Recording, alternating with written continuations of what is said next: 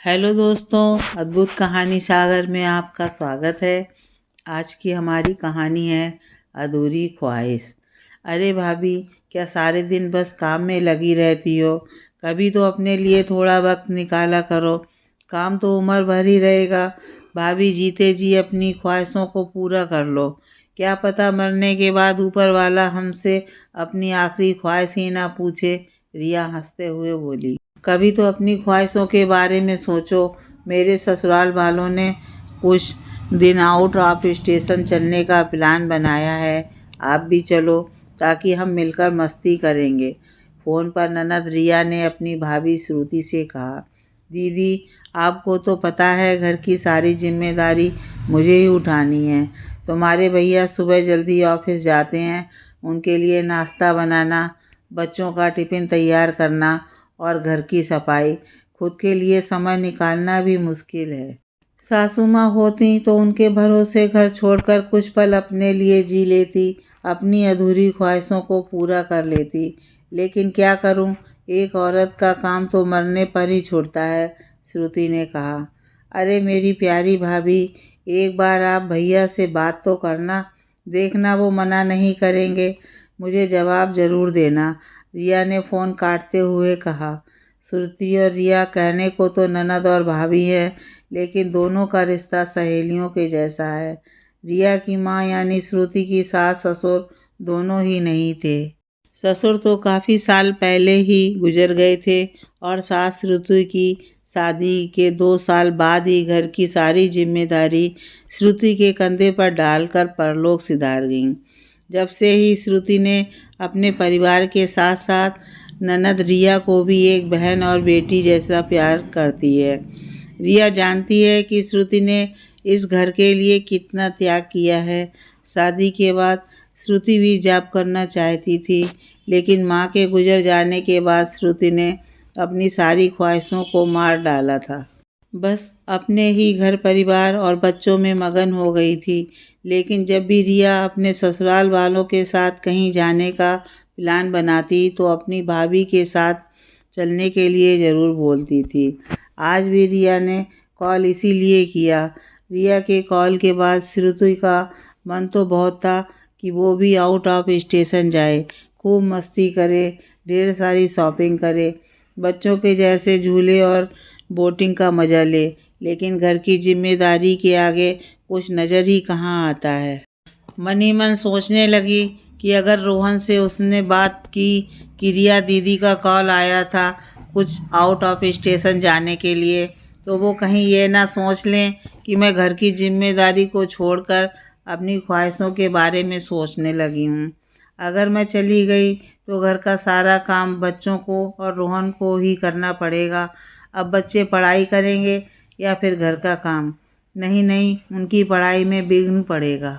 और रोहन भी बेचारे ऑफिस से थके हारे आते हैं। सुबह 9 बजे से निकलते हैं और शाम को 7 बजे तक घर आते हैं।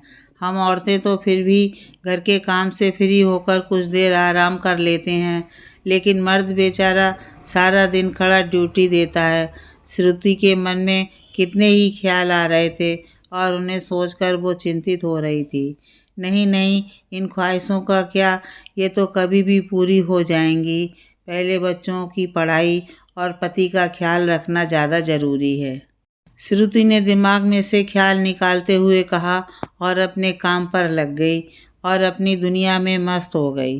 शाम को जब रोहन अपने ऑफिस से लौटा तो उसके चेहरे पर एक मुस्कान नज़र आ रही थी। उस मुस्कान की वजह आखिर श्रुति ने पूछ ही ली। क्या बात है पतिदेव जी, आखिर इस मुस्कान के पीछे क्या राज है? रोहन ने मुस्कुराते हुए कहा, अरे ये मुस्कान की वजह तो मेरी प्यारी सी बीवी है। सुनो, रिया का मेरे पास फ़ोन आया था। उसके ससुराल वाले कहीं बाहर घूमने जा रहे हैं। हाँ मुझे पता है, श्रुति ने बीच में बात काटते हुए कहा।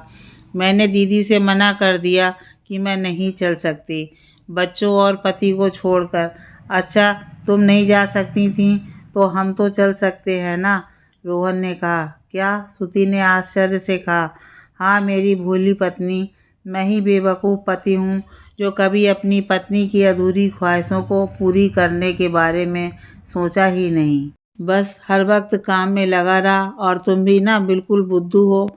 मुझसे इस बारे में कभी तुमने लड़ाई भी नहीं की कि मुझे बाहर क्यों नहीं ले जाते, कभी आउट ऑफ स्टेशन ही चलो। रोहन ने खुद के ऊपर गुस्सा करते हुए कहा। इसमें गुस्सा क्यों होना? देखो रोहन, मैं समझती हूँ तुम्हारे ऊपर भी जिम्मेदारी हैं और मेरे ऊपर भी। जिनके ऊपर माँ बाप का साया होता है उन्हें शायद अपनी जिम्मेदारी का एहसास नहीं होता, क्योंकि कुछ भी हो पीछे से माँ बाप संभालने वाले होते हैं। लेकिन जिनके सिर पर माँ बाप का साया ना हो उसे सारी जिम्मेदारी संभालनी होती है। घर, ऑफिस, बीवी, बच्चे, बहन का, और इन्हीं सब जिम्मेदारियों में तुमने भी तो अपने अंदर की ख्वाहिशों को मार दिया ना। फिर मैं कैसे कहती, क्योंकि एक जीवन संगनी अपने जीवन साथी की मन की बात समझ सकती है। रोहन ने श्रुति को अपनी बाहों में भर लिया और कहने लगा कि मैं बहुत भाग्यशाली हूँ जो मुझे तुम मिली हो। अब हम दोनों मिलकर अपनी अधूरी ख्वाहिशों को पूरा करेंगे। रोहन ने पहले ही अपने ऑफिस से छुट्टी ले ली थी और बच्चों की स्कूल में भी छुट्टी की बात कर ली थी। पैकिंग शुरू हो गई। रोहन ने फ़ोन करके बहन रिया से कहा कि तेरी भाभी भी तैयार हो गई हैं, अब हम खूब मस्ती करेंगे। सच भैया, रिया भी खुश थी और श्रुति मन ही मन ईश्वर को धन्यवाद देने लगी कि रिया जैसी ननद और रोहन जैसे प्यार और ख्याल रखने वाले पति सबको मिले। आज श्रुति अपनी अधूरी ख्वाहिशों को पूरी करने चली थी, क्योंकि वक्त किसी का सगा नहीं होता। इसलिए जो खुशियाँ मिल रही हैं उसे अपने दामन में भर ले लो। जीते जी ही अपनी अधूरी ख्वाहिशों को पूरी कर लो। क्या पता ऊपर वाला मरने के बाद हमारी ख्वाहिश पूरी करे या नहीं। यह सोचकर श्रुति हंसने लगी।